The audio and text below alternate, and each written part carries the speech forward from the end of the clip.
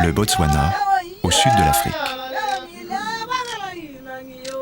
Dans le delta de l'Okavango, une oasis de vie animale enclavée dans un désert semi-aride, vit la plus grande population des derniers chiens sauvages d'Afrique. Les chiens sauvages, ou likaons, sont très sociaux. La meute est organisée autour d'un mâle et d'une femelle dominant. Ils sont les seuls à se reproduire.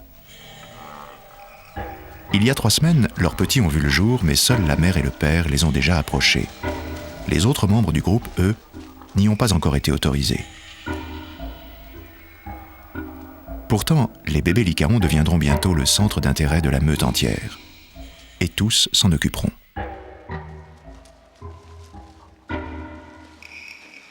Depuis quelques semaines, la femelle dominante reste au terrier où elle garde et allaite ses bébés. Depuis leur naissance, les petits likaons vivent cachés au fond de leur abri. Mais aujourd'hui est un grand jour. Leur maman les attend pour les inciter à téter dehors. Le moment est venu de sortir, de découvrir le monde extérieur et ceux auprès desquels ils grandiront. C'est un événement que les likaons de la meute attendent depuis 3 semaines. Sous l'œil attentif et un peu inquiet de la mère, l'excitation est à son comble. Mais attention, maman fixe les limites. Les aînés doivent réfréner leur brutalité, et c'est aux bébés de décider quand ils sortiront. Quand, enfin, la rencontre. La mère maintenant craint plus les prédateurs éventuels. Hyènes, lions. Une première sortie est source de stress. Les présentations sont un peu mouvementées, mais pour la meute, ce sont les seuls bébés de l'année et c'est très excitant. Pour les jeunes d'1 an, frères et sœurs aînés, c'est la première rencontre avec une portée dont ils vont devoir s'occuper. Les bébés découvrent aussi leurs tantes et leurs oncles, les sœurs de la femelle dominante et les frères du mâle dominant.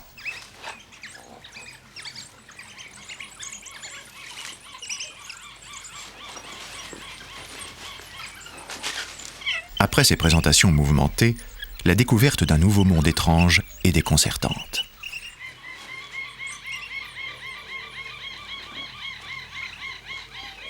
Difficile de savoir où mettre la tête.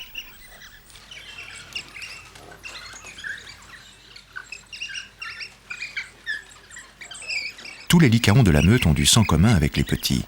Ils sont d'emblée impliqués. Et veiller à la survie des bébés signifiera perpétuer leur gène. Une première sortie ne peut pas durer trop longtemps. La rencontre établie, les plus vieux commencent d'ores et déjà leur mission de gardien.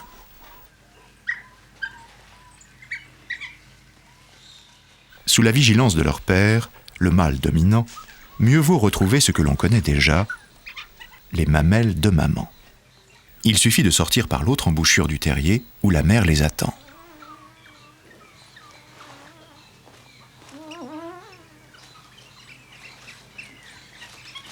L'un des bébés, un petit mâle, est déjà rassasié et plus curieux d'aller explorer les abords du terrier.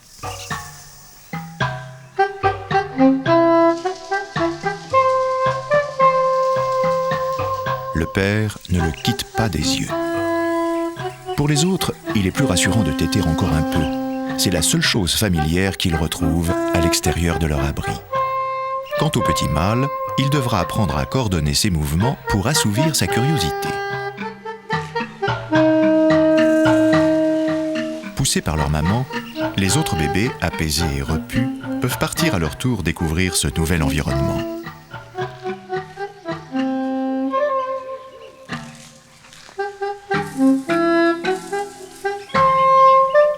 Pour certains, c'est encore trop tôt. Pas question de lâcher les tétines de leur mère. Alors que pour d'autres, c'est déjà le moment des premiers jeux. Toutes ces nouvelles expériences sont épuisantes.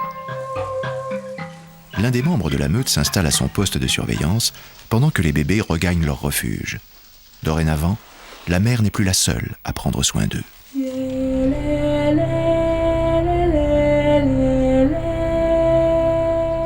En Tanzanie, Afrique de l'Est. Le parc du Serengeti est l'un des plus grands d'Afrique. Ces plaines abritent une multitude de carnivores. Deux voisins se partagent une proie, une hyène tachetée et un chacal doré. Chasseurs, mais aussi charognards, ces animaux se rencontrent souvent autour des carcasses du Serengeti. Malicieux et agile, le chacal arrive toujours à récupérer quelques morceaux de viande avant d'être définitivement chassé par la puissante hyène. L'hyène pourra finir les os et les cornes tranquillement, cela ne fait pas partie du menu du chacal.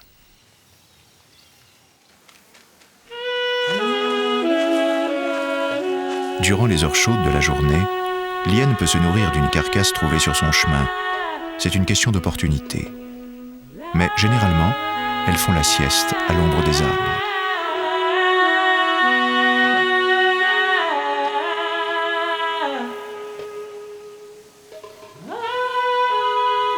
Ces arbres ne sont pas très loin du terrier du clan, où reste depuis quelques semaines la femelle dominante avec ses petits. La tanière du clan des hyènes est la base de leur territoire. Le groupe n'est composé que de femelles, avec leurs petits de différents âges. Chez les hyènes, les portées sont de 2 bébés. Âgées de 3 semaines, les 2 petites femelles sortent de leur abri depuis peu de temps. Les 2 filles de la dominante, les plus jeunes du clan, ne connaissent pas encore l'étendue de leur pouvoir.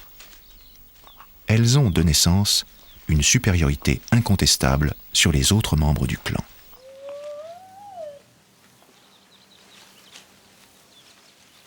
En fin de journée, après la sieste, toutes les hyènes se retrouvent autour du terrier. Pour les 2 petites femelles, c'est le moment de découvrir la vie sociale complexe de leurs aînés.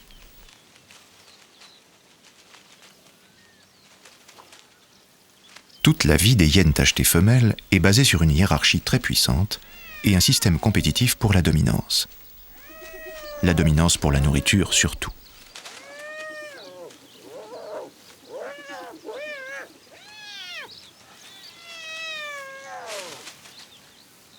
La mère des 2 bébés, la dominante, a le pouvoir absolu. En dessous, chacune a sa position hiérarchique et héritée de sa mère. Chaque retrouvaille entre individus du clan permet de réaffirmer sa place.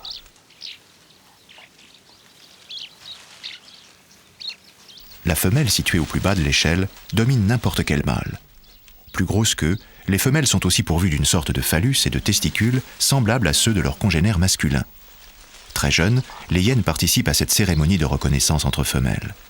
Dans quelques jours, les 2 petites femelles exécuteront le même rituel et seront reconnues comme dominantes. Loin d'une promenade bucolique, sentir et uriner fait également partie des signaux de reconnaissance marquant la territorialité et l'agressivité.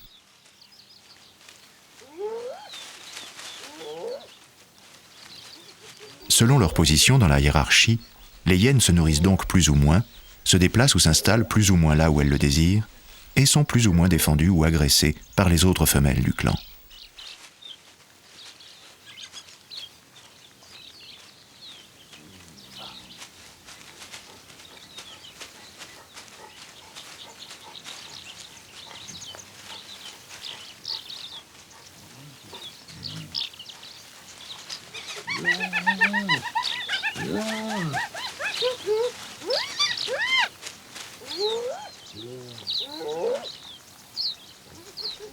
Les jeunes des autres femelles sont toujours attirés par les nouveau-nés.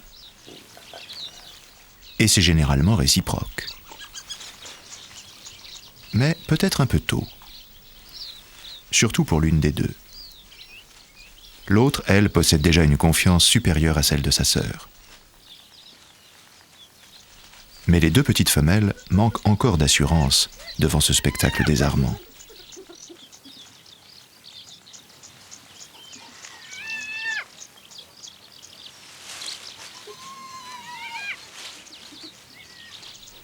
Petit à petit, elles se rendent compte que les risques sont minimes. Les 2 bébés sont totalement respectés. En revanche, chaque sœur est une menace pour l'autre. L'une des 2 prendra vite le pas en commençant par téter plus que sa sœur. Dès leur naissance, les petites hyènes cultivent leur agressivité. Les sollicitations ne cessent pas. Tous les jeunes sont intrigués par ces 2 nouvelles venues.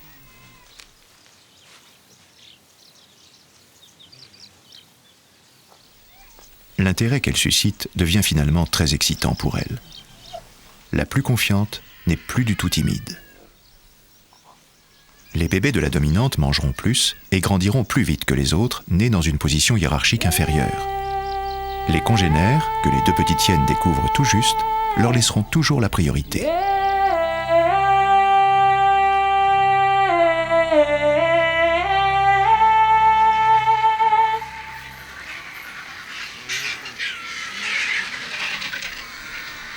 Plus loin, dans les plaines du Serengeti, les vautours livrent leur lutte quotidienne. Ces nettoyeurs de la savane se nourrissent exclusivement d'animaux morts. Une carcasse est toujours un point de rencontre, mais également une source de conflit entre espèces.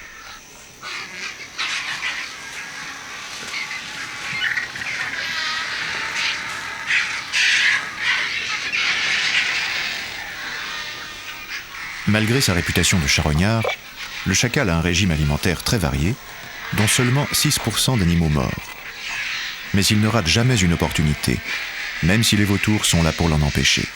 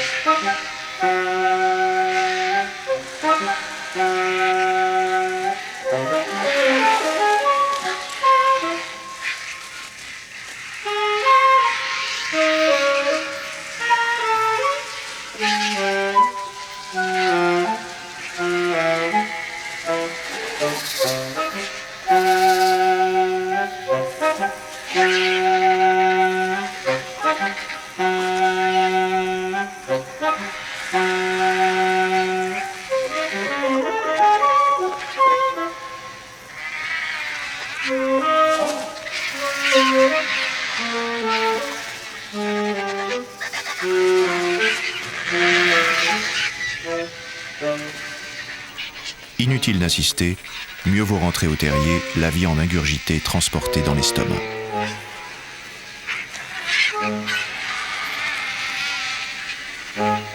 Père Chacal a pour mission de satisfaire l'appétit de ses bébés.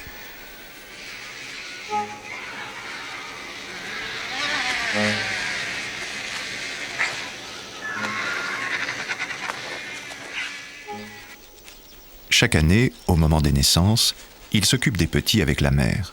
Le couple est fidèle pour la vie. Mais il n'est pas le seul à coopérer. Au terrier, les assistants sont restés avec les bébés de 5 semaines. Quand le père et la mère partent chasser, ensemble ou séparément, les assistants surveillent les petits. Ce sont les frères et sœurs des bébés. Nés l'année précédente, ils restent auprès de leur famille et s'occupent de la nouvelle portée.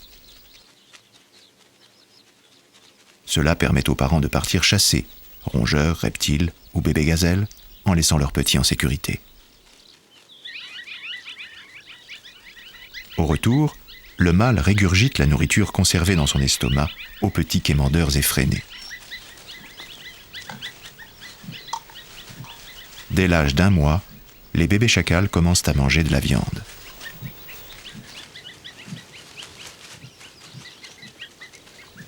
Gare! Cela pourrait attirer vautours ou autres ennemis, comme l'hyène. Les assistants resteront avec leurs cadets et leurs parents jusqu'à la maturité des petits. Leur rôle principal est de monter la garde.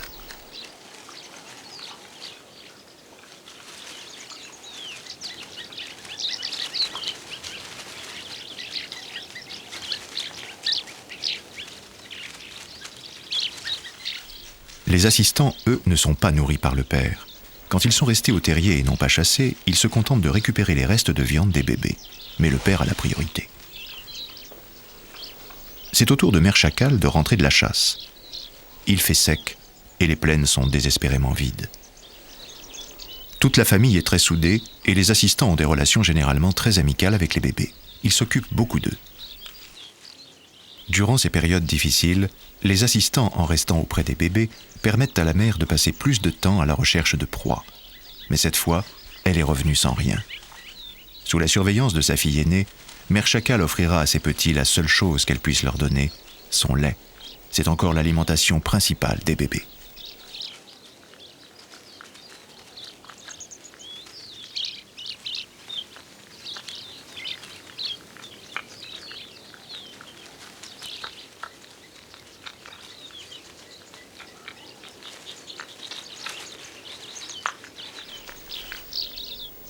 Les assistants veillent, mais pas l'ombre d'une menace à l'horizon.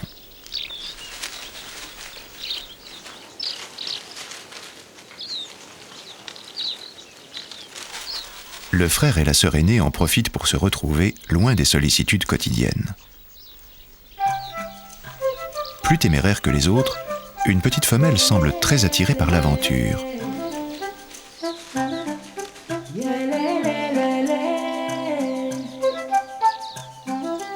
Elle n'hésite pas à intervenir dans les jeux de son frère et de sa sœur.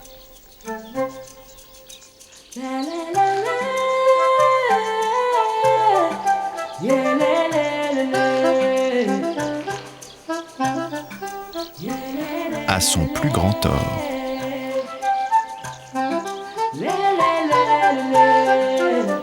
3, c'est trop. Difficile d'être si petite ici.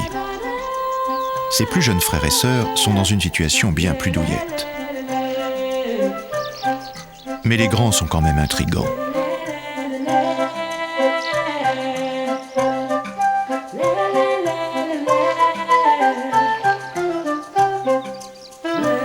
Finalement, la petite femelle préférera jouer de manière plus solitaire, mais beaucoup moins inconfortable.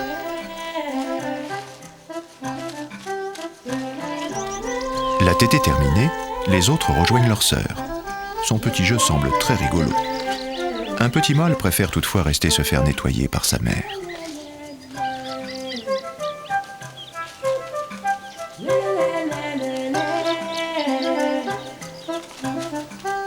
Voilà comment s'entraîner à devenir de vaillants adultes.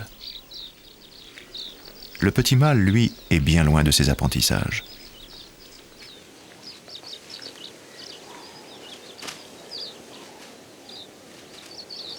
Pourtant, apprendre à chasser, c'est tellement plus excitant.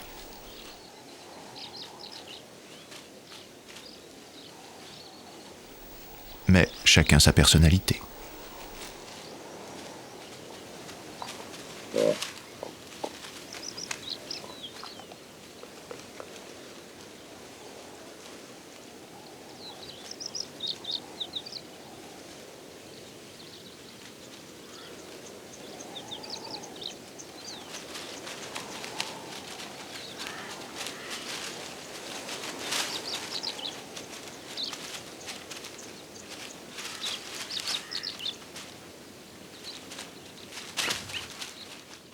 Avec un peu d'entraînement, il est peut-être temps de jouer avec les grands.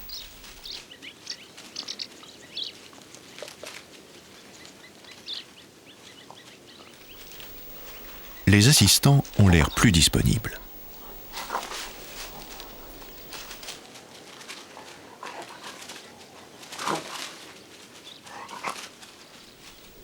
Mais pas pour longtemps.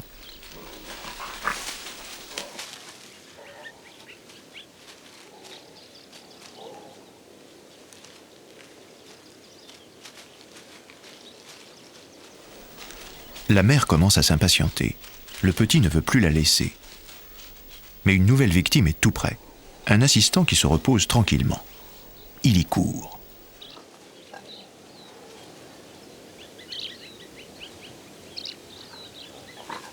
La patience des assistants est parfois menée à bout. Pas moyen d'être tranquille.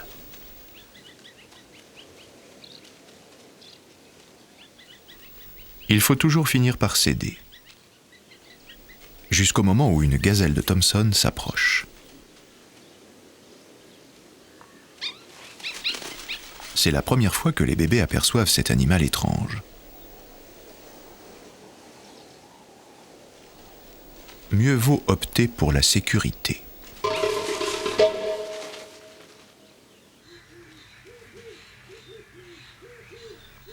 Les chiens sauvages ont maintenant 5 semaines. La mère est restée avec eux pendant que le reste de la meute est parti chasser. Timidement, les petits lycaons sortent désormais plus régulièrement de leur terrier.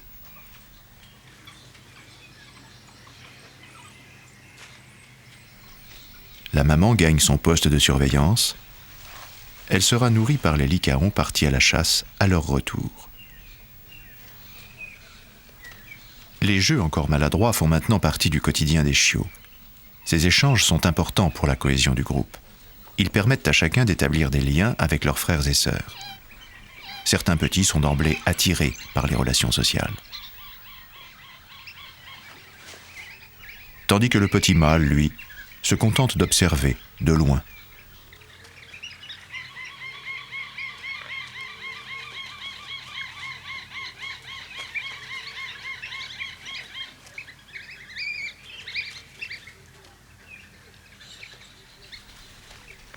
Il semble plus attiré par la découverte de son environnement. Les jeux solitaires sont des explorations physiques du milieu. Mâcher une branche permet au petit mâle de connaître le monde auquel il appartient de manière tactile, tout en apprenant à reconnaître ce qui se mange et ce qui ne se mange pas.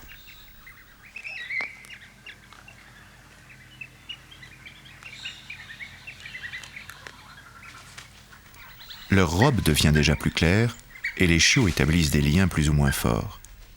Certains jouent déjà plus souvent ensemble.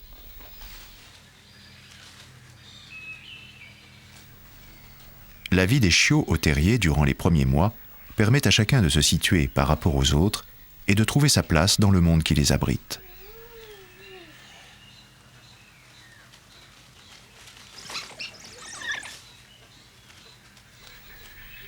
Les abords du terrier représentent le terrain d'apprentissage où chacun, avec son caractère propre, plus ou moins social, ou plus ou moins curieux ou téméraire, découvre la vie de chiens sauvages. Mais leurs aînés ne sont toujours pas rentrés de la chasse. Les bébés attendent d'être nourris. Dès l'âge de 3 semaines, ces petits carnivores mangent de la viande.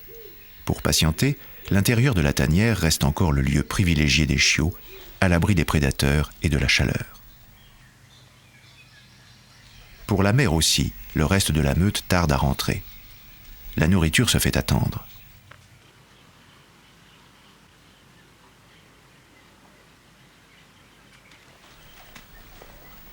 De leur côté, les autres membres du groupe ont chassé une impala, leur proie principale au Botswana. Les lycaons, comme les guépards, sont parmi les rares carnivores à tuer pendant la journée. Pour nourrir leur famille, ils partent 2 fois par jour, au crépuscule et le soir, chasser en meute. Pacifiquement, ils partagent leur proie.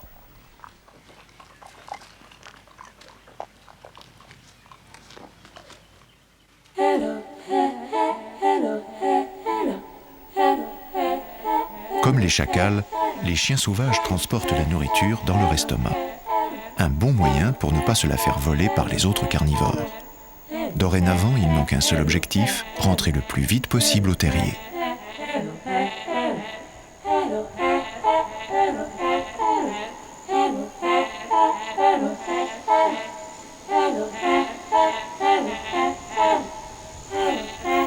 Beaucoup de chiens se blessent pendant la chasse sur des terrains accidentés. Certains n'en réchappent pas. Mais même les plus jeunes ne flanchent pas pour accomplir leur tâche.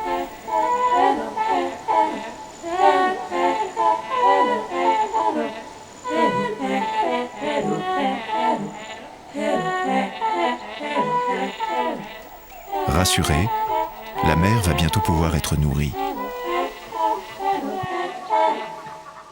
Mais les bébés sont prioritaires.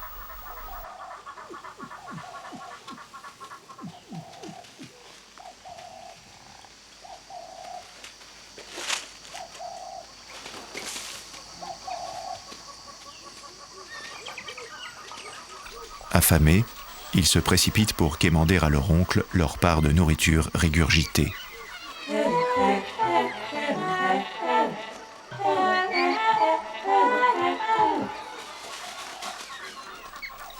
Tous les chasseurs effectuent leur mission.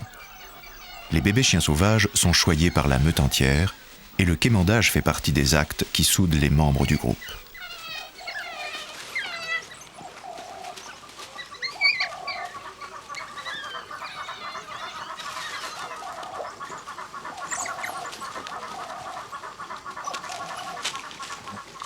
Dans l'excitation générale, le petit mâle a réussi à récupérer un morceau de viande. Il n'est pas question de partager.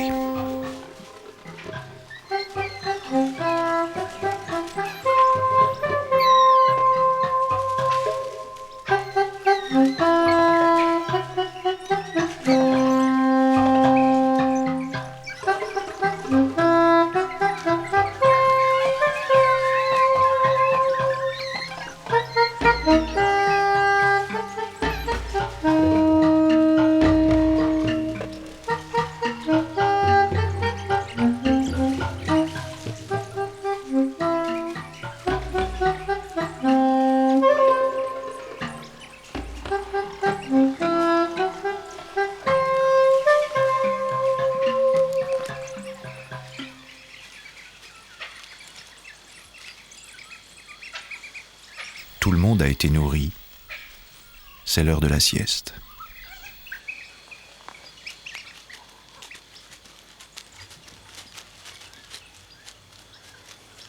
Ce n'est pas le moment d'allaiter ces petits qui seront bientôt définitivement sevrés.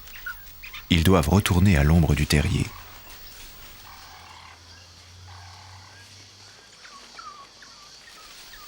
Leur mère, elle aussi, va pouvoir rejoindre ses congénères à l'ombre des arbres.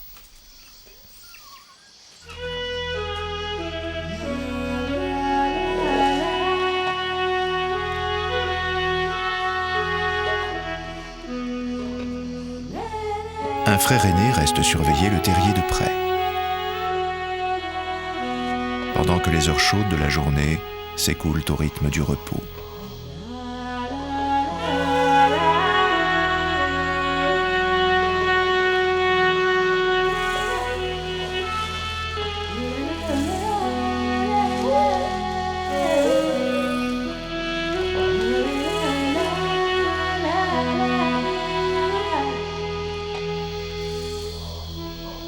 La sieste est aussi l'occasion de se retrouver pour le couple dominant.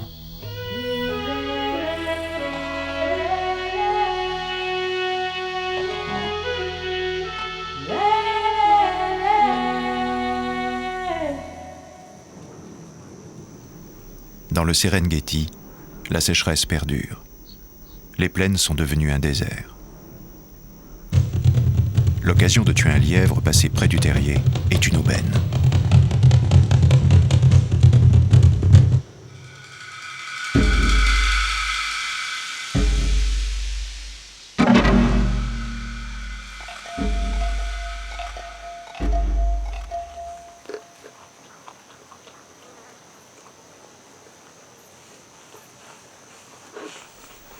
La nourriture est exceptionnelle pour tout le monde. La chasse du chacal n'est pas passée inaperçue aux yeux de l'aigle ravisseur.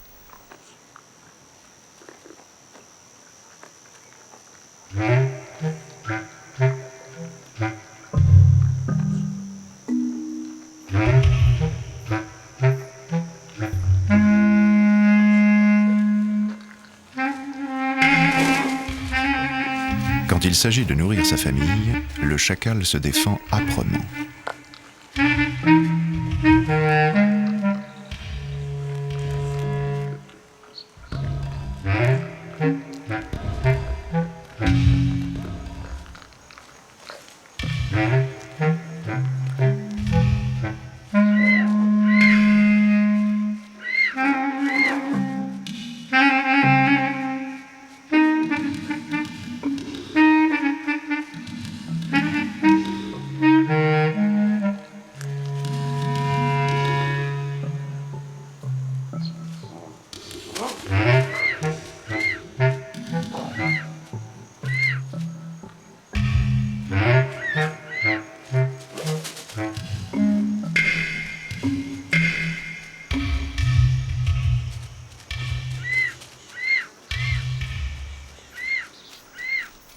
Le bec et les serres de l'aigle sont dangereux, et au terrier les petits sont affamés.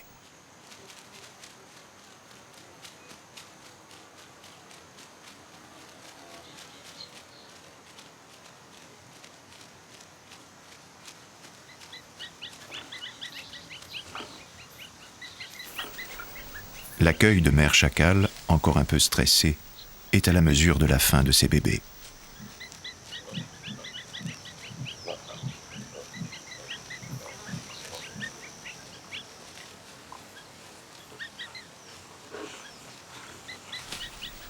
Les oreilles du lièvre sont une denrée convoitée.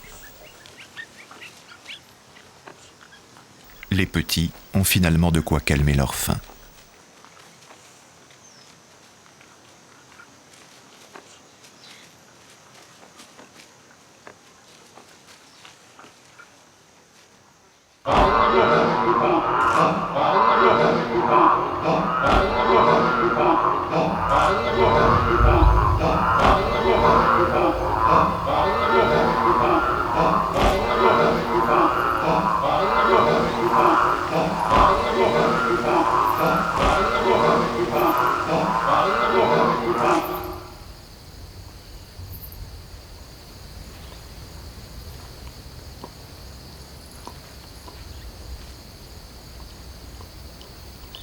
Les chacals n'apprécient pas la pluie, mais elle annonce des jours meilleurs.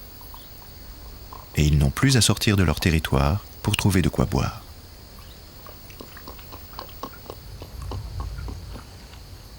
Pour les petits, la pluie fait ressortir une palette de nouvelles odeurs, appréciées également par les assistants. Les inondations de terriers sont la première cause de mortalité des bébés chacals. L'emplacement du leur sur un terrain plat était bien choisi.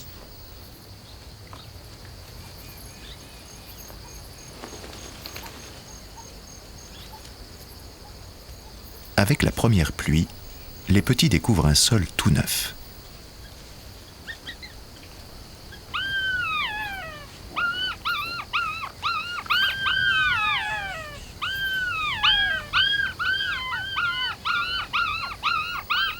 Les hurlements sont un signal utilisé par les chacals pour marquer leur territoire, défendu avec beaucoup d'agressivité. Surtout par la mère si l'indésirable est une femelle, et par le père si c'est un mâle. Un intrus s'approche. C'est un fils de l'année précédente qui était parti fonder son territoire pas loin de celui de ses parents.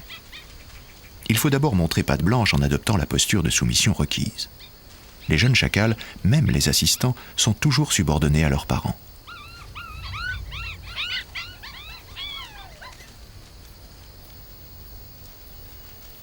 Le jeune chacal peut maintenant retrouver sa famille pour quelques instants de partage avec ses frères et sœurs. Laissant les parents et les petits au terrier, il s'éloigne avec les assistants.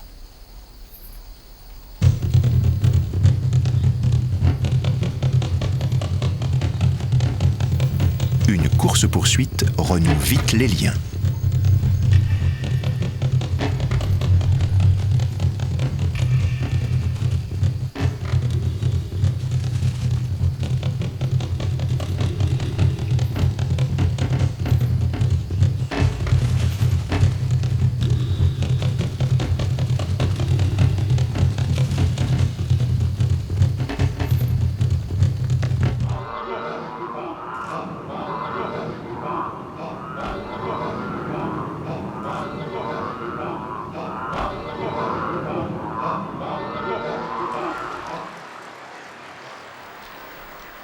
Avec les pluies, des milliers de gnous et de zèbres ont regagné le Serengeti pour leur migration annuelle.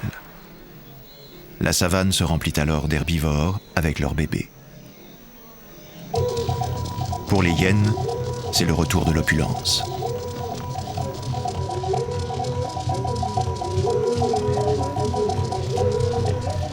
L'hyène est une bonne chasseuse, mais seule, il lui est difficile de s'attaquer à un gnou adulte. Ce sont des proies qu'elle tue généralement en groupe de 2 ou 3. Mais avec la migration, les carcasses aussi sont fréquentes. Il faut chercher.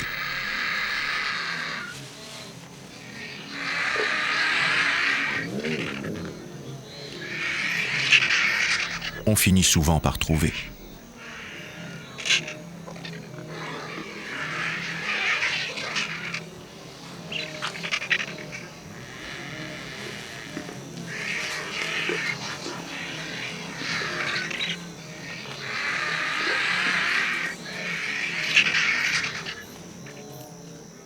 L'hyène ne rapportera pas de nourriture au terrier. À la différence des lycaons et des chacals, elle ne régurgite pas à ses petits. Son régime alimentaire, comportant os, sabots et cornes, ne le permet pas. En revanche, elle allaite plus longtemps, 1 an à 1 an et demi, selon le rang social. Les petites hyènes, âgées maintenant de 3 mois, sont peu concernées par le retour de leur mère à la tanière. Un spectacle étonnant captive leur attention. Des centaines d'animaux, là, au pied de leur terrier. Et un bruit.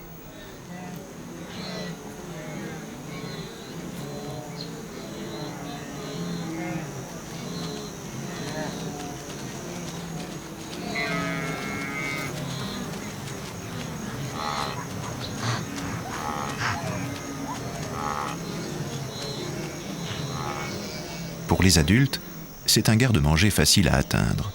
Plus besoin de parcourir des kilomètres à la recherche de nourriture. Tout est là. L'abondance est telle que les hyènes ne réagissent plus face à tant de proies potentielles. La première migration est un divertissement irrésistible pour la petite femelle qui s'éloigne de la tanière. Mais sa mère la rappelle vite à l'ordre. Sa fille est trop jeune pour aller si loin. Les lions pourraient rôder.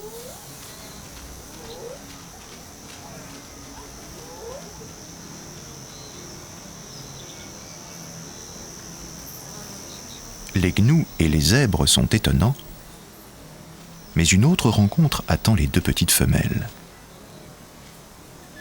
Des pintades sauvages passent près de leur tanière.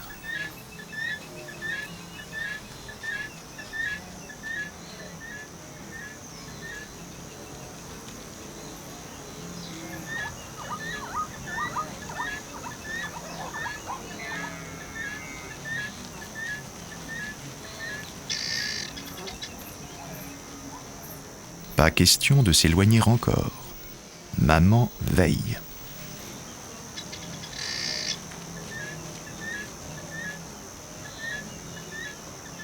Les petites hyènes sont trop jeunes pour apprendre à chasser. Les pintades ne stimulent encore que leur curiosité. Pourtant, elles sont depuis plus d'un mois en âge de partager la viande avec leurs aînés près du terrier. Et l'une d'elles, déjà plus grosse que sa sœur, parvient toujours à accéder en priorité à la nourriture. Les deux petites femelles ne bougeront pas du terrier pendant encore 3 mois. Elles pourront compléter facilement leur alimentation avec beaucoup de viande.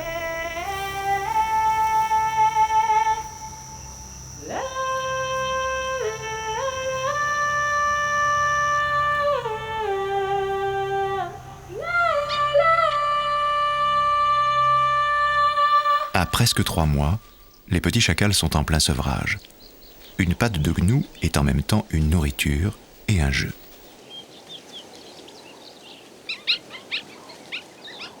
Toujours basés au terrier, les petits l'utilisent toutefois beaucoup moins.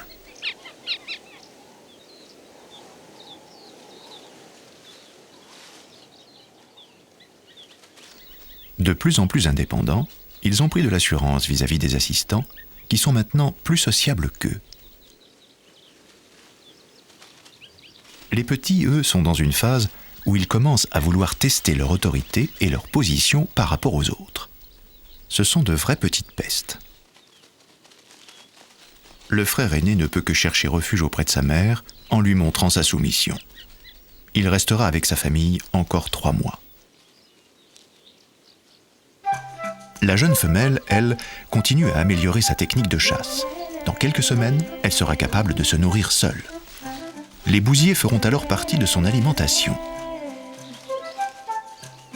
Elle n'est pas encore très concentrée.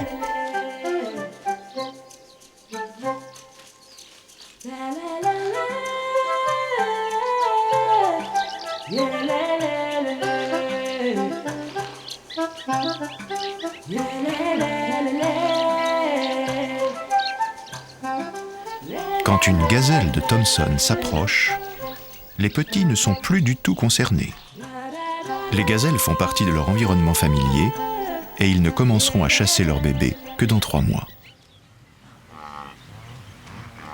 Au Botswana, la pluie a transformé le sol aride en un tapis d'herbe verte. Et les gnous ont affaire à des prédateurs plus redoutables. Les lycaons ont 5 mois. En suivant les plus vieux, ils apprennent à chasser. Un gnou adulte est resté impassible. Il a une grande expérience des chiens sauvages et sait qu'il ne craint rien. Les lycaons ne tuent généralement que les jeunes gnous et les individus blessés ou malades. Mais l'entraînement est important pour les jeunes. La chasse en meute demande à chacun de contribuer. Le mâle dominant dirige ses petits. Ils doivent apprendre à rabattre. Le gnou attendra la dernière limite. Le départ est donné par le dominant, aux jeunes de faire le reste.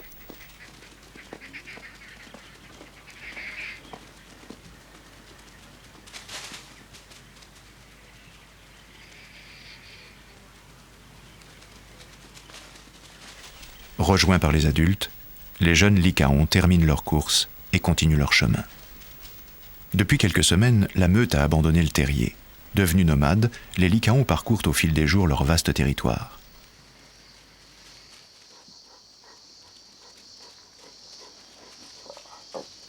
Les adultes ne sont pas très intéressés par la tortue qu'ils croisent sur leur chemin.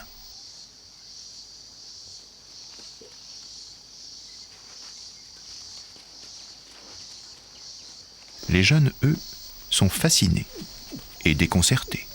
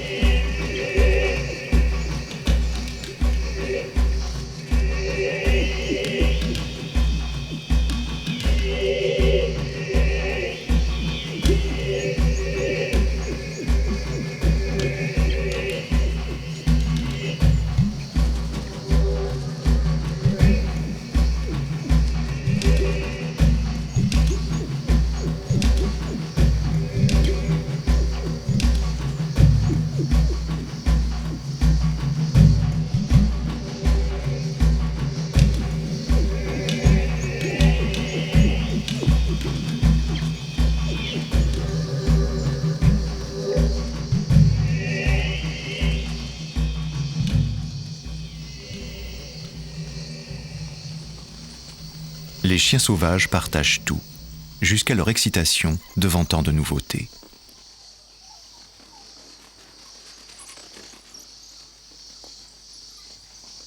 La tortue détale aussi vite qu'il lui est possible.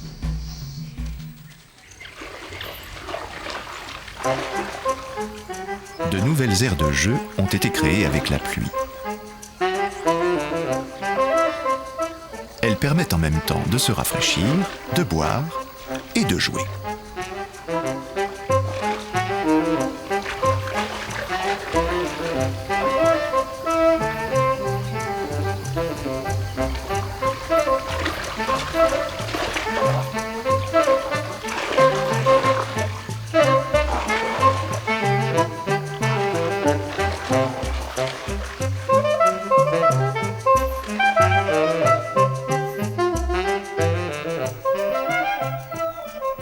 Les jeunes lycaons sont toujours en retard.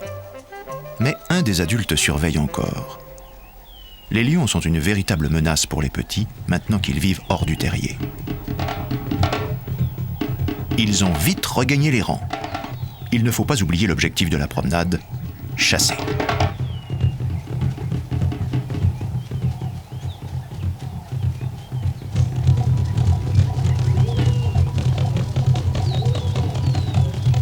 Vitesse de pointe, 64 km/h. Les lycaons réussissent 2 chasses sur 3.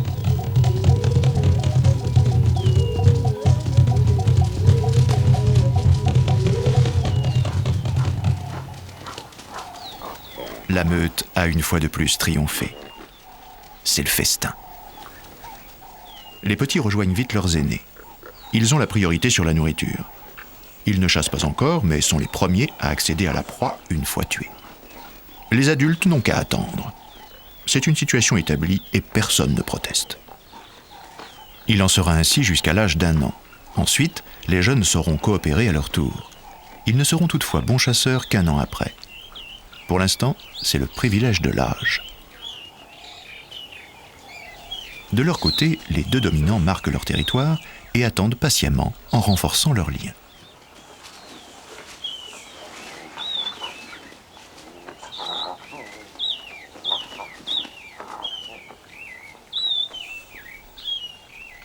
Certains aînés en profitent pour subtiliser un bout de carcasse, qui sera bien vite récupéré par un petit.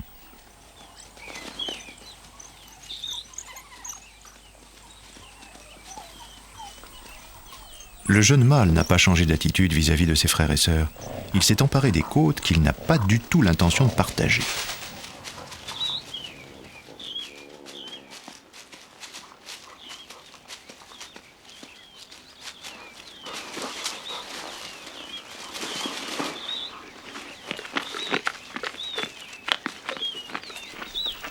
Les adultes n'en finissent pas d'attendre.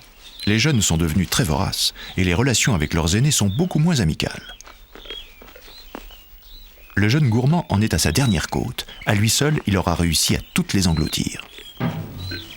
Ses frères et sœurs, eux, sont toujours intéressés par les relations sociales.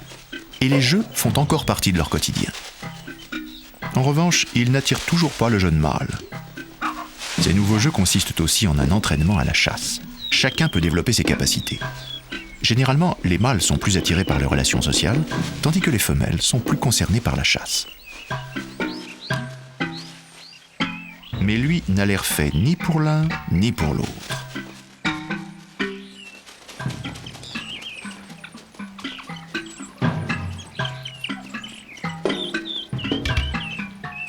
Tous ses frères et sœurs partis, le jeune mâle a trouvé un jeu, la chasse aux papillons.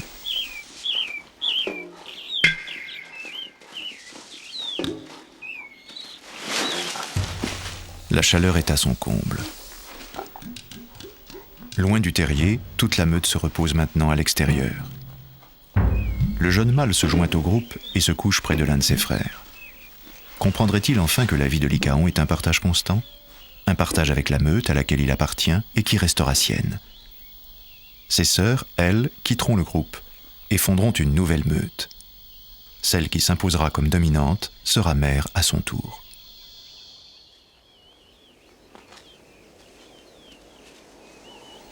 À 8 mois, les chacals sont maintenant très autonomes. Ils ont abandonné le terrier et se déplacent très loin de leurs parents sur leur territoire. Les assistants, eux, sont partis fonder leur famille ailleurs.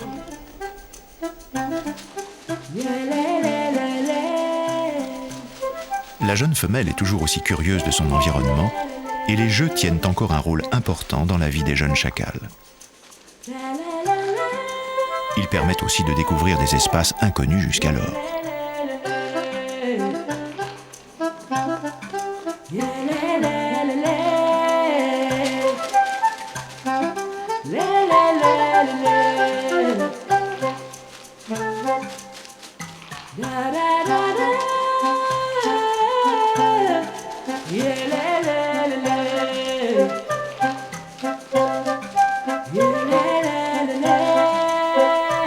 Les jeunes chacals resteront encore avec leurs parents jusqu'à l'âge de 11 mois.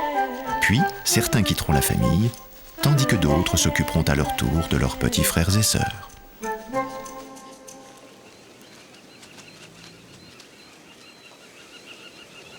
Au terrier des hyènes, les petites femelles dominantes ont 8 mois.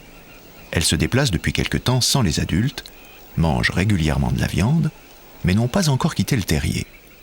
Elles ne sont toujours pas sevrées. Soudain, un intrus vient déranger leur tranquillité. C'est un mâle.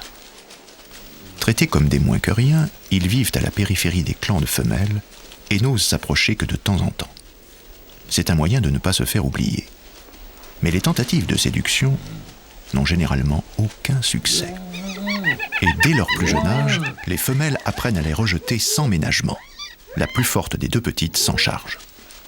Une autre prend le relais pour se débarrasser de cette présence désagréable.